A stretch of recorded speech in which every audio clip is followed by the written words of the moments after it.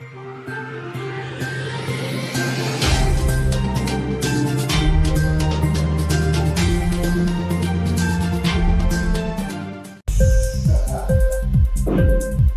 TV prime time news కి స్వాగతం.